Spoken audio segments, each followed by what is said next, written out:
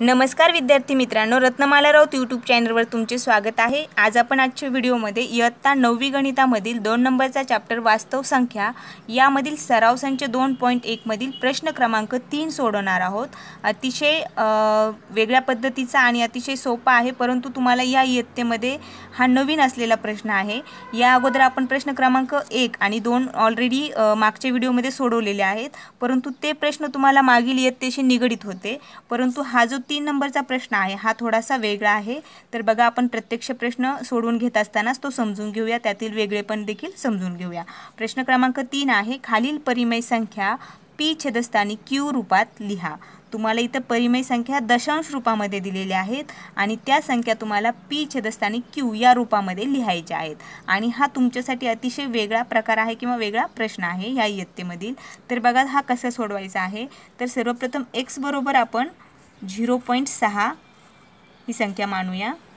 x बरोबर लिहिलेला आहे 0.6 आणि डोक्यावर डॉट आहे, याचा अर्थ तर तुम्हाला माहितीच आहे की ही संख्या काय झालेली आहे, अखंड आवर्ती आहे, म्हणजे परत परत ती संख्या पुढे आलेली आहे, ह्या डॉटमुळे लक्षात येत आहे।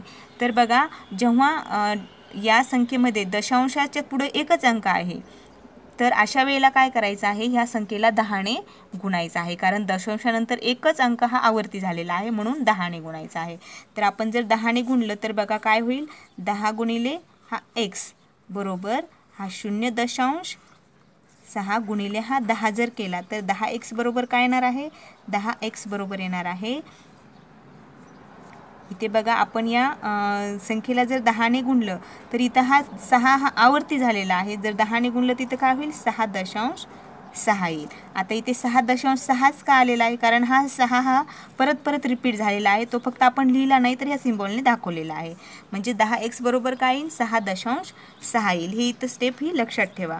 तर आता आलेल्या या उदाहरणामध्ये फक्त काय करायचं आहे, म्हणून 10x मायनस x करायचं आहे बरोबर। आता 10x बरोबर किती आहे, 6.6 मायनस x बरोबर किती आहे, आणि हा आवर्ती आहे इथे देखील 0.6।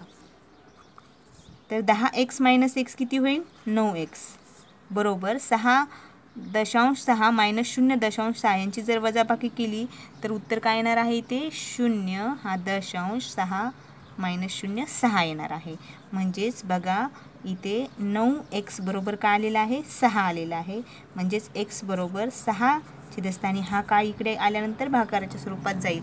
याला आणखी आपण सिंपल रूप देऊ शकतो भाग देऊन, कारण 3 ने याला भाग जात आहे, 3 दुने 6 3 त्रिक 9 म्हणजेच 2 छेदस्थानी 3। x बरोबर काय आलेला आहे, x बरोबर आलेला आहे 2 छेदस्थानी 3। म्हणजेच बघा, x बरोबर आपण हे दशांश रूप मांडलेलं आहे, त्या दशांश रूपाला आपण p छेदस्थानी q मध्ये जर लिहिलं तर कसं लिहिता येईल, 2 छेदस्थानी 3। आणि हा जर तुम्ही भागाकार करून बघितला तर याचं दशांश रूप हे 0.6 आणि हे आवर्ती स्वरूपामधले 6 हेच येणार आहे। तर तुम्ही ते टॅली देखील करू शकता। त्याच पद्धतीने आता 2 नंबरचा प्रश्न आपण यामधला सोडूया। आता बघा, या प्रश्नामधील 2 नंबरचा प्रश्न आपण इथं सोडवत आहोत। तर ह्या पहिला प्रश्न आणि 2 नंबरचा प्रश्न यामधील फरक देखील तुमच्या लगेच लक्षात येईल। तर आता x बरोबर आपण हा दशांश रूप लिहायचा आहे 0.37 वरती ही लाईन आहे, म्हणजे हे अखंड आवर्ती स्वरूप आहे, 3 आणि 7 हा परत परत रिपीट झालेला आहे। तर x बरोबर आपण 0.37 लिहिलेला आहे, म्हणून 10x बरोबर काय येईल, म्हणून 10x बरोबर काय येईल, 0.37 अखंडी स्वरूपात आहे गुणिले हे 10, म्हणजे दोन्ही बाजूला 10 ने गुणलेला आहे।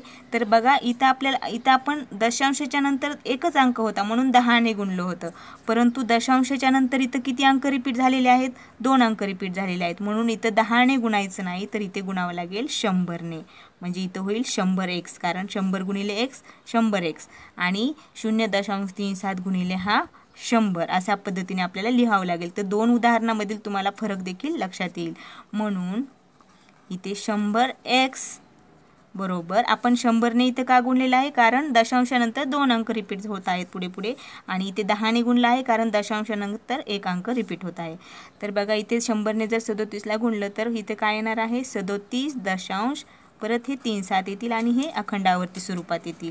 तर इथे बघा इथे आपण काय करायचं आहे आता 100x - x ही स्टेप देखील महत्त्वाची आहे. 100x बरोबर किती आहे 37.37 मायनस x बरोबर किती आहे 0.37. तर हे बघा x बरोबर इथं किंमत टाकलेली आहे आणि 10x बरोबरची किंमत इथं टाकलेली आहे. तर 100x - x किती येतील 99x.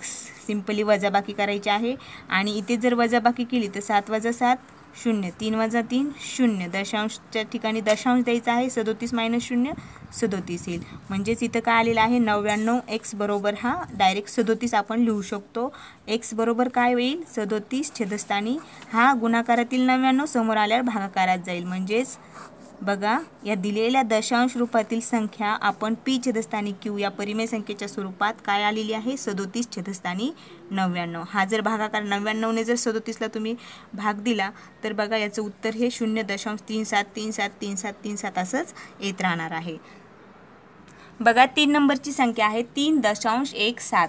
तर सिंपली x बरोबर लिहा 3.17 आणि आवर्ती अंक आहेत 1 आणि 7. दशांशानंतर किती अंक आहेत 2 आहेत.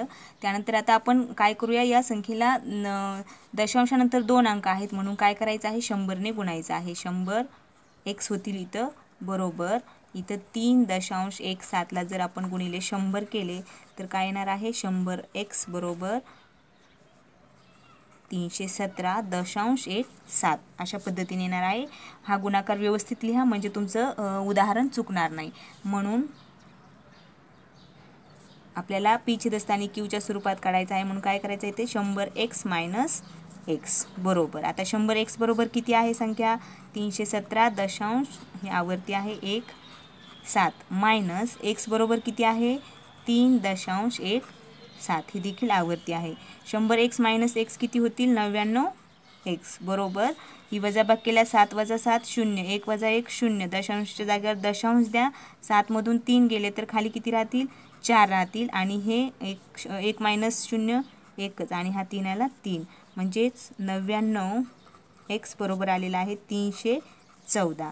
म्हणून x बरोबर 314 छेदस्थानी 99. बघा ही संख्या जी दशांश रूपातील संख्या होती ती आपण p छेदस्थानी q या स्वरूपात लिहिलेली आहे 314 छेदस्थानी 99 आणि 3.17 हे त्याचं काय आहे दशांश रूप आहे. ही परिमेय संख्येच्या स्वरूपात आपण अशा पद्धतीने लिहून काढलेली आहे.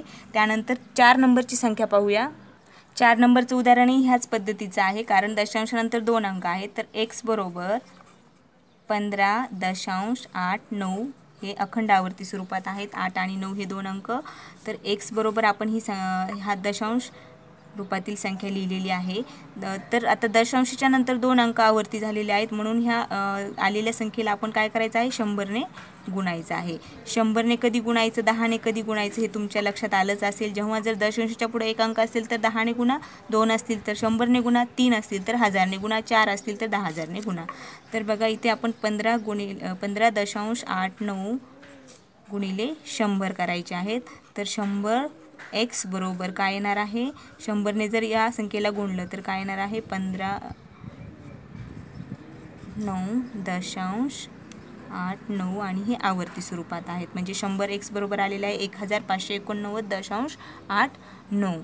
त्यानंतर आता बघा ही x बरोबरची संख्या एक लक्षात ठेवा आणि 100x बरोबर काय आलेलं आहे हे लक्षात ठेवा. म्हणून आता सिंपली 100x - x करायचं आहे बरोबर ज्या संख्या आलेल्या आहेत त्या फक्त मांडायच्या आहेत 1589.89 अखंड आवर्ती स्वरूपात आहेत म्हणून वरती लाईन दिलेली आहे आणि x - x किती आहे हा x किती आहे 15.89 अखंड आवर्ती स्वरूपात आहेत म्हणून डोक्यावरती लाईन दिलेली आहे. 100x - x किती होतील 99x बरोबर.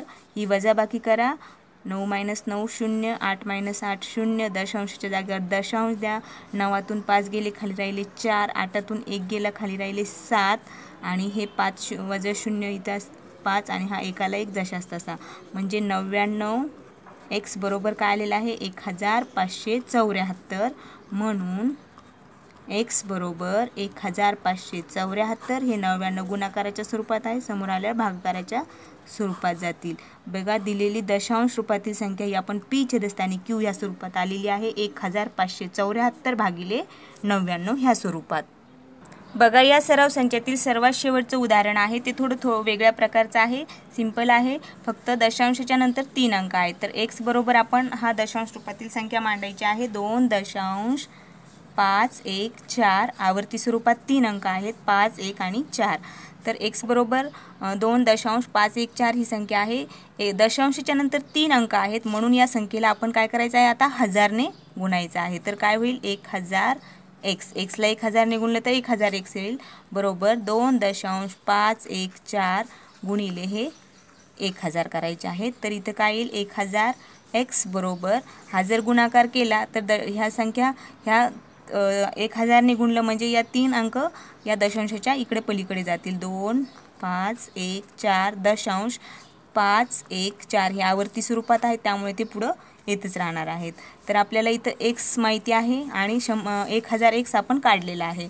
तर म्हणून काय करायचं आहे, 1000x मायनस x करायचं आहे, बरोबर आता 1000x बरोबर किती आहे, 2514.514 अखंड आवर्ती स्वरूपात आहे, मायनस x किती आहे, 2.514. तर सिंपल यांची वजाबाकी करायची आहे. वजाबाकी केल्यानंतर बघा 1000x मायनस x किती होईल, 999x, बरोबर. आता ही दशांश संख्या असलेल्यांची वजाबाकी करूया. 4 वजा 4 0, 1 वजा 1 0, 5 वजा 5 0. दशांशाच्या खाली इथं दशांश द्यायचा आहे. आता 4 वजा 2 2 येतील, हा 1 हा 5 आणि हा 2, म्हणजे उत्तर किती आलेलं आहे इथं, 999x बरोबर 2512. दशांशच्या नंतर 0 आहे त्यामुळे आपण ही संख्या डायरेक्ट अशी लिहू शकतो. म्हणून x बरोबर 2512 भागिले हे 999 इथे गुणाकाराच्या स्वरूपात आहेत, उजवीकडे आल्यावर ते भागाकाराच्या स्वरूपात जातील, भागिले 999 म्हणजे 2.514 ही अखंड आवर्ती स्वरूपात असलेले दशांश रूपातील संख्या आपण p छेदस्थानी q या रूपात 2512 छेदस्थानी 999 ह्या स्वरूपामध्ये काय करायचे आहे, लिहायचे आहे. तर अशा पद्धतीने प्रश्न क्रमांक 3 हा थोडासा वेगळा आहे परंतु छान आहे आणि सोपा देखील आहे. व्यवस्थित सोडवा, तुम्हाला तो लगेच जमून जाईल. तर अशाच पद्धतीने तुमच्या इयत्ताचे सर्व सराव संच बघण्यासाठी रत्नमाला राऊत यूट्यूब चॅनलला भेट द्या. प्लेलिस्टमध्ये तुमच्या वर्गाची तुमचा जो वर्ग आहे त्या वर्गाचे सर्व सराव संच बघा आणि सोडवा. तुमच्या काही कमेंट्स असतील तर कमेंट्स बॉक्समध्ये नक्की शेअर करा.